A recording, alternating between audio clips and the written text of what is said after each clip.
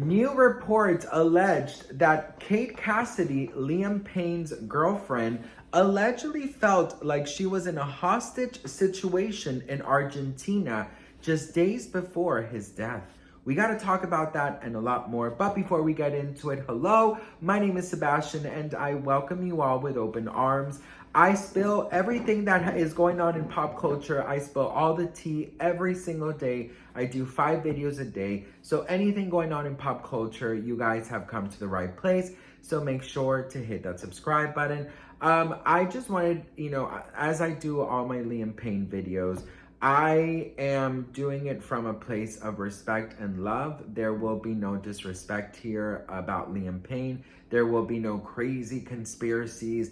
I will be talking about things that are out there in the most human way possible. And like I say, this is very close to home because my brother took his life 12 years ago. Now, it was believed that Liam, of course, took his life. But now, with all the things that are coming out, I'm not believing that he took his life. But we are doing this and covering this in the most respectful way. And I hope you guys know that if you're looking for a news outlet about Liam Payne that is respectful and that in no way will trigger or be horribly mean or cold, I'm the one, because I'm doing it from a place of, having been there, with the loss of someone. So let's just get into it. So Kate Cassidy's alleged friend, and I say alleged because she wants to, they want to remain anonymous, but they have spoken out to several outlets, and it is painting a very, I would say,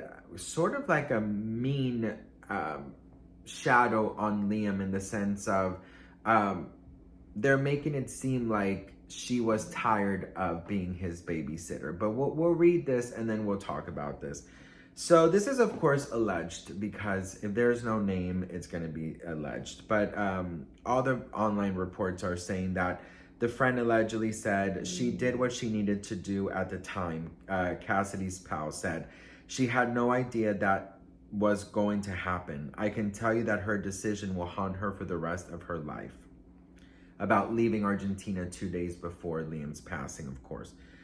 Says she feels bad. Everyone in her life is saying that it's not her fault. Her friend continued, quote, "You can't babysit a 30-year-old grown man 24/7, 365. But she's not yet in a place to hear that." 2 days before Payne's fatal fall from a 3rd-floor balcony at Casa Sud Palermo Hotel, Cassidy shared a TikTok travel vlog revealing she had left the South American country.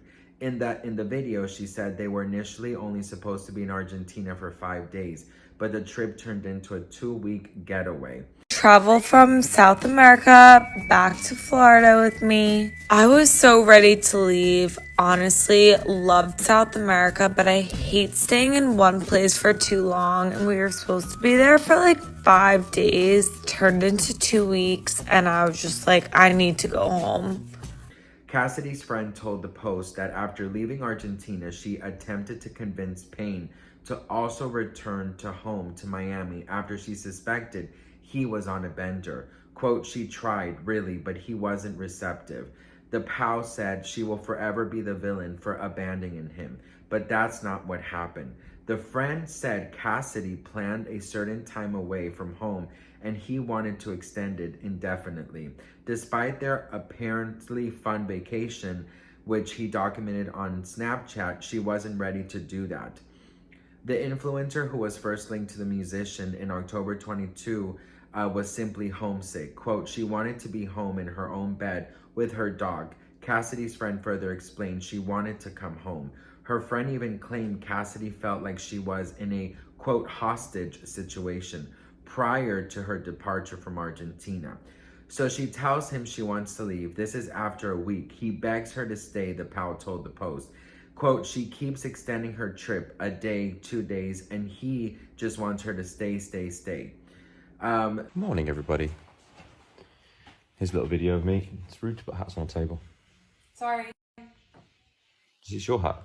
Yeah. Children. It's a lovely day here in Argentina. Just enjoying coffee and breakfast, even though it's like 1 p.m. Literally, we sleep in every day until at least 12. We're such losers. No. No.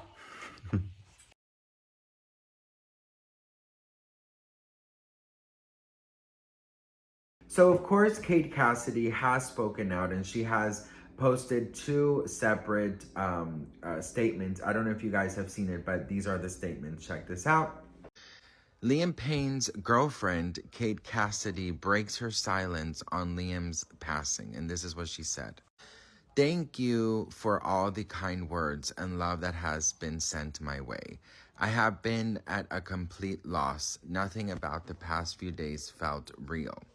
I ask and pray that you'll give me the grace and space to navigate this in private. Liam, my angel, you are everything. I want you to know I loved you unconditionally and completely. I will continue to love you for the rest of my life. I love you, Liam. 444. She writes, I don't even know where to begin. My heart is shattered in ways I can't put into words. I wish you could see the huge impact you've had on the world. Even as it feels so dark right now, you brought so much happiness and positivity to everyone. Millions of fans, your family, friends, and especially me. You are so incredibly loved. You are, because I can't say were, my best friend, the love of my life. And everyone you touched felt just as special as I did. Your energy was contagious, lighting up every room you walked into. None of this feels real, and I can't wrap my head around this new reality of not having you here. I'm struggling to figure out how to live in a world without you by my side. Together, we got to be kids again, always finding joy in the smallest things. Liam, you had the kindest soul and most loving spirit. It feels like we lost the best part of myself. It feels like I've lost the best part of myself. I can't imagine a day without your laughter and love. You brought so much light into my life. A few weeks ago, we sat outside on a beautiful evening, manifesting our lives. I keep your notes close. Even though you told me not to look at it, it said, quote, me and Kate to marry within a year. Engaged and together forever, 444. Liam, I know we'll be together forever, but not in the way we had planned. You'll always be with me. I've gained a guardian angel.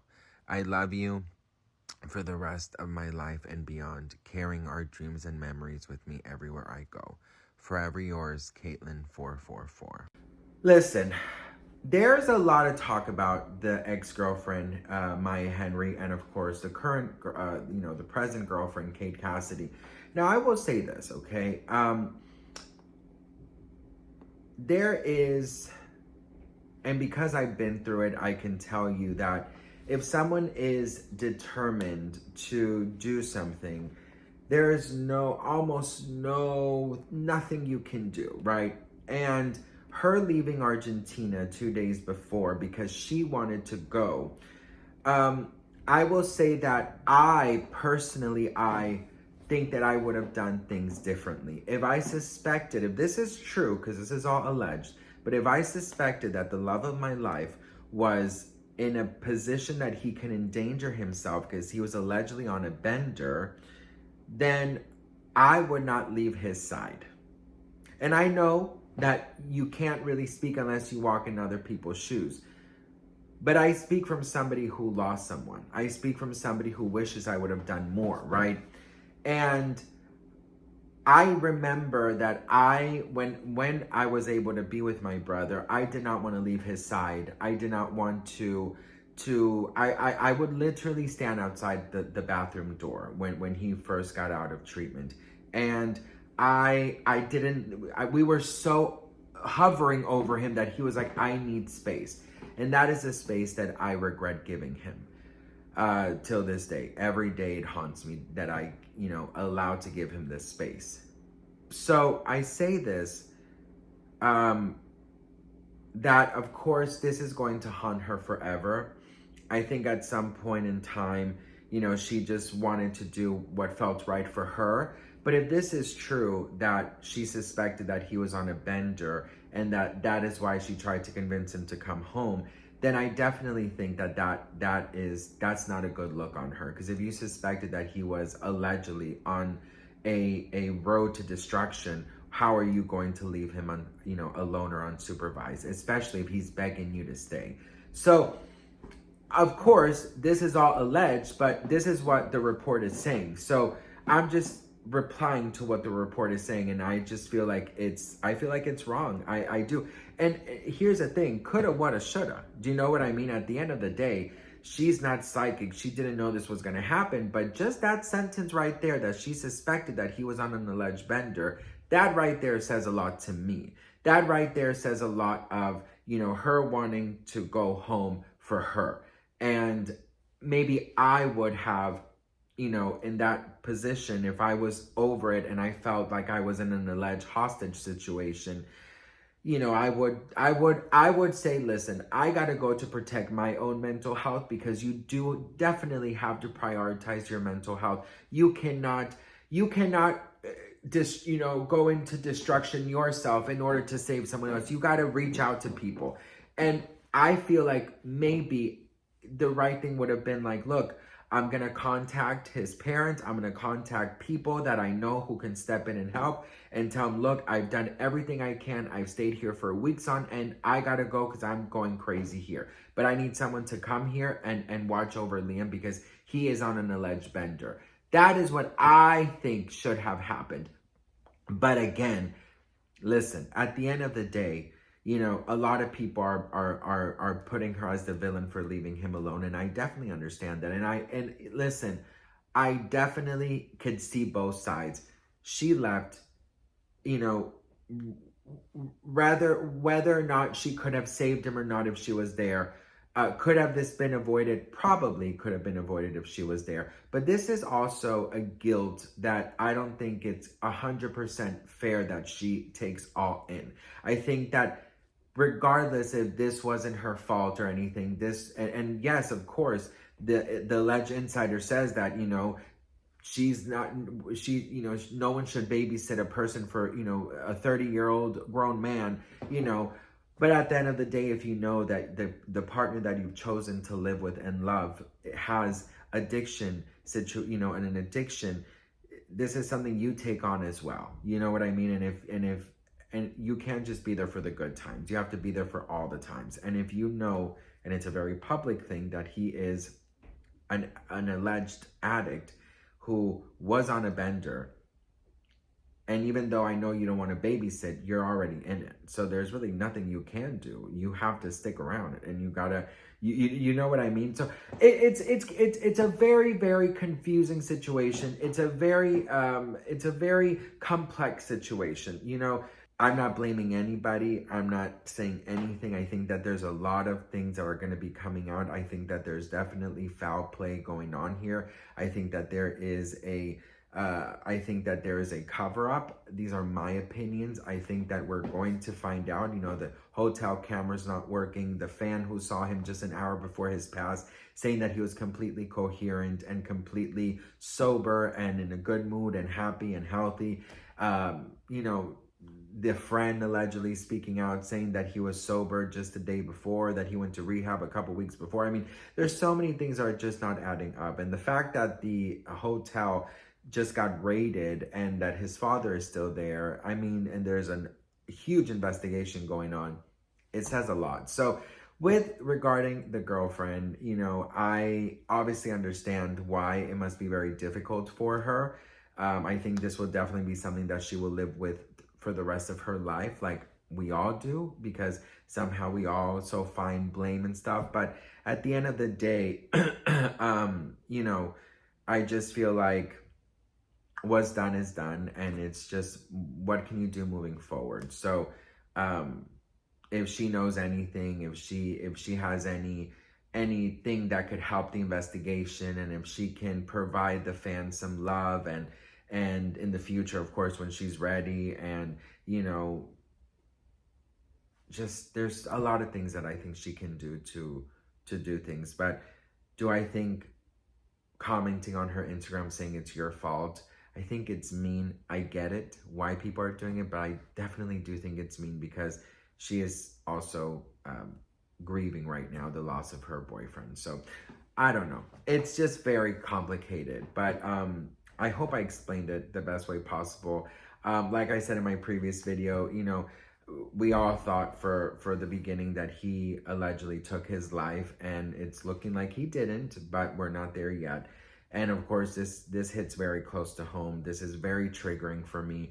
But like I said in my previous video, I rather you hear it from me, because I know that I'm doing it in a respectful way. I know I'm doing it in a non-triggering way, because I know there's so many people hurting. So I want to make sure that, you know, I'm not like the other, you know, news outlets that are reporting that are just so cold and so graphic and just so like nonchalant about it. I hope and pray that I'm doing it justice. So I love you all so much. Thank you guys so much for watching, and I will see you guys in my next video. Mwah. Bye.